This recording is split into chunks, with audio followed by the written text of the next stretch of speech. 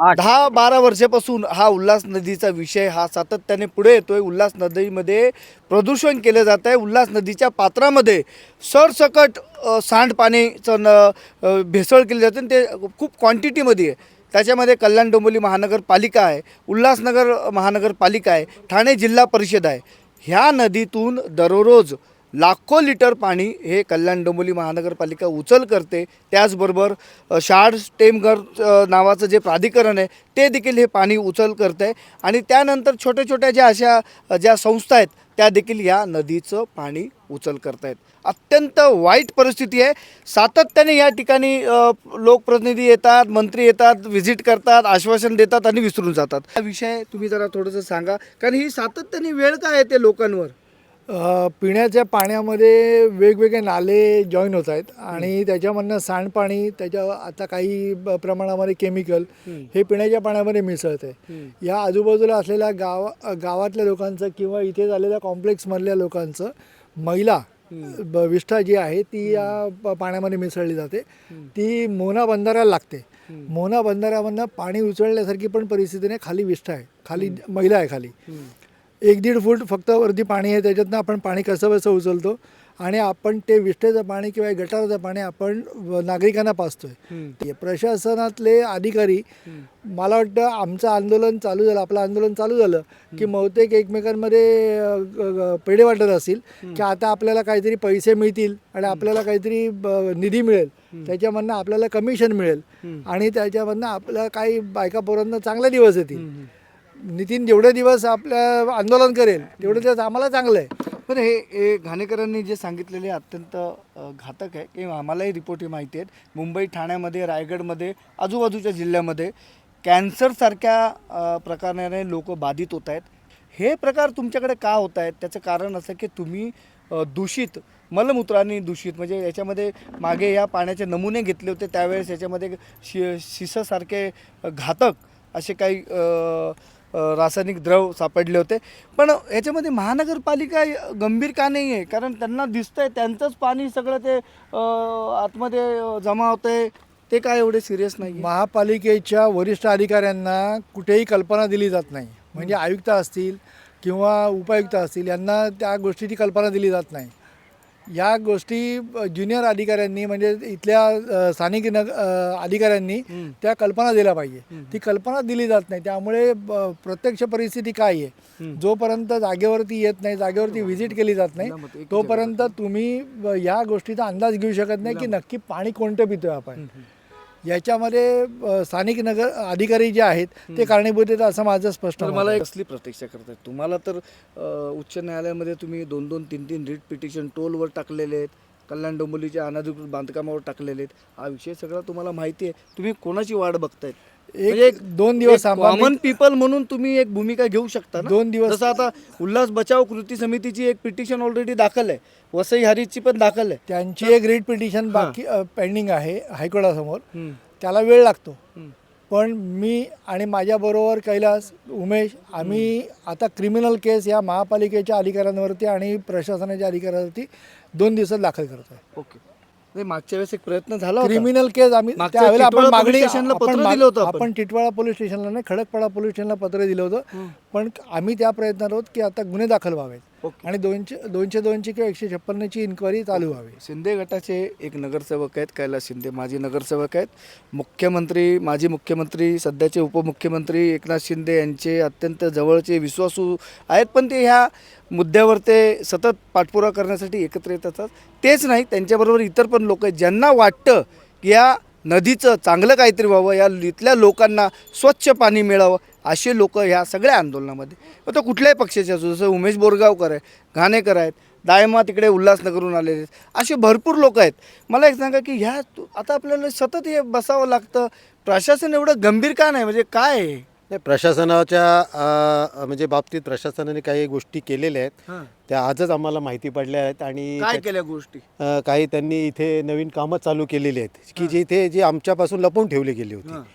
ह्या संदर्भात आमच्या 2 ते 3 मीटिंग महानगरपालिकेत झाल्या की ह्याच्या संदर्भात काय करता येईल. तर तेव्हा त्यांनी हे आम्हाला कधी निदर्शनास आणलं नाही किंवा आम्ही काहीतरी नवीन कामं चालू करतो, याच्यावर आम्ही काहीतरी मार्ग म्हणजे करण्याचा प्रयत्न करतोय. आता आम्ही इथे आल्यानंतर आम्हाला कळालं की नवीन पाईपलाईनचं काम चालू आहे आणि ॲक्च्युली हे काय ते आहे? 2 वर्षापूर्वीच आहे. ते मोहिलीवरून पाण्याची उचल करतायत ते 2 वर्षापूर्वीच आहे. नाही, आता तर आम्ही आत्ताच पाहिलं ते आणि मग त्या संदर्भात आता आम्ही काही माहिती काढलेली आहे. आणि जसं श्रीनी सांगितलं की आम्ही नितीनला कन्व्हिन्स करायचा प्रयत्न करतो की हे की तू स्वतःच्या जीवाशी खेळतोय. आज या घाणेरड्या पाण्यात असं उभं राहायचं. आज आमचा उमेश बोरगावकर 2 दिवस उभं राहिला तर त्याला हॉस्पिटलला ॲडमिट करायची वेळ आली. आहेत की आपले जे नेते येतात आणि त्यानंतर ते जे आदेश देतात ह्याची अंमलबजावणी करत नाही, हे फार लाईटली घेतात. त्यामुळे काय होतं की मग आपल्याला थोडं ऑड होतं की आपले नेता आल्यानंतर एवढे ऑर्डर्स देऊन पण ते फॉलो झाले नाहीत. ह्याच्याच विरोधात आता आम्ही ठरवलं की ह्या अधिकाऱ्यांना जे फॉलो करत नाही ह्यांना आता कामाला लावणं गरजेचं आहे. जेव्हा ह्या 2-4 अधिकाऱ्यांवर गुन्हे दाखल होतील ह्याचा इफेक्ट आहे ना, हा अशा ऑल ओव्हर महाराष्ट्र होणार. मला एक आता हो ना, नवीन महाराष्ट्र होणार. मला नवीन माहिती मिळाली की शहर अभियंता बोलते की ही जलपर्णी काढायची तर तुम्हीच माणसं आणा, तुम्हीच मशीन शोधा, असं मला समजलंय. बघा साहेब, हे 3 वर्षासाठी आलेले लोक आहेत. हे पाट्या टाकासाठी आलेत.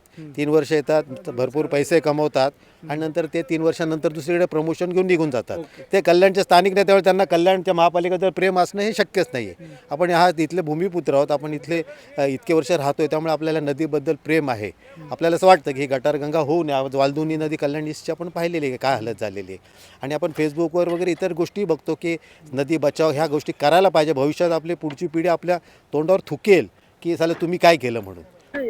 यांना काही देणे घेणे नसल्यासारखाच हा विषय आहे. या विषयात कुठलीच महापालिका असो किंवा जिल्हा परिषद असो त्यांना गांभीर्य नाहीये. आणि ह्या नदीवर स्वतः मनसे अध्यक्ष राजसाहेब ठाकरे देखील येऊन गेलेत. आताचे जे पालकमंत्री आहेत, तत्कालीन मुख्यमंत्री, हे 2दा या नदीवर आलेत. 2016ला पण आलेत, 2021ला देखील आलेत. ते रवींद्र चव्हाण साहेब आलेत, राजू पाटील साहेब आलेत, इथले सर्व आमदार खासदार आले व सर्वांची प्रामाणिक इच्छा आहे की ही नदी आम्हाला पिण्यासाठी शुद्ध पाणी हवंय. या नदीवर तातडीने तुम्ही याच्यावर उपाययोजना करा व प्रदूषण दूर करा. परंतु ते आदेश देऊनही ही सरकारी यंत्रणा जी आहे ती कुठल्याही विषय गांभीर्याने घेत नाही आणि त्याचे सगळे दुष्परिणाम दिसत आहेत. आजही नदी ही प्रदूषित आहे. 2016 पासून हे आंदोलन चालू आहे. आज 2025 आलेत, पण तरी हे अधिकारी वरच्या लोकप्रतिनिधींच्या पण काही ऐकत नाहीयेत. म्हणून ही दुरावस्था झाली इथे. 18 दिवसानंतर मला लेखी लिहून दिलं होतं की 31 मे 2021 तोपर्यंत हे 100% सगळं बाबा हे प्रदूषण नाले बंद होतील. काही झालं नाहीये. 4 वर्ष झालेत. त्याचा निषेध म्हणून आम्ही मुंडन करून या नदीत 4 दिवस झाले ते उभे आहेत. मला एक सांगा की आपण सतत या आंदोलनामध्ये सक्रिय असतो. इतकं सगळं सिरियस होत असताना प्रशासन गप्प का? कारण आमची ही आंदोलनं प्रशासनासाठी लॉटरी आहेत. अच्छा. ते गप्प नाही आहेत, ते त्यांच्या कामाला लागलेले आहेत. ही आंदोलनं अशा प्रकारची झाली की मग ते लगेच टेंडरिंग निघते. मग त्याच्यावरती इकडे STP टाका, तिकडे STP टाका, त्याच्यानंतर पाईपलाईन टाका. अशा प्रकारे हजारो कोटी रुपयांच्या योजना ह्या प्रशासनाला भेटतात आणि त्यांच्या पेंडिंग फायली खूप स्पीडली पुढे सरकतात. तरी ही आंदोलनं जी आहेत ती प्रशासनासाठी पर्वणीच आहे. हो, पण हे लोकांच्या जीवाची खेळ आहे ना. लोकांच्या लॉटरी तुमची लॉटरी लाखो हजारो लोकांना एखाद्या आजाराला, सिरियस गंभीर आजाराला हे करते. लोकांना हे समजावता येतं आणि लोकांना हे समजावायला खूप सोपं आहे की आम्ही जे तुम्हाला पाणी पाजतोय ते शुद्ध करून पाणी पाजतोय. आम्ही प्रक्रिया करतोय, आम्ही ते शुद्ध करतोय, आम्ही तुमच्यासाठी करतोय. आंदोलन करते जे करतात की ते चांगलं करत आहेत, परंतु आम्ही सुद्धा ते शुद्ध पाणी करूनच तुम्हाला पाजतोय असं लोकांच्या डोक्यामध्ये. आणि आजच्या तारखेला लोकांच्या डोक्यामध्ये हे झालेलं आहे की कसलंही पाणी द्या पण आम्हाला पाणी द्या. हे ते सांडपाणी दिसतंय ते काळ्या रंगाचं, हे केमिकल पण असेल त्याच्यात, तो फेस आहे काही ठिकाणी. हा जो नाला आहे हा गाळेगाव पट्ट्यातून आलेला, त्याच्या पुढे ग्रामीण भाग आहे.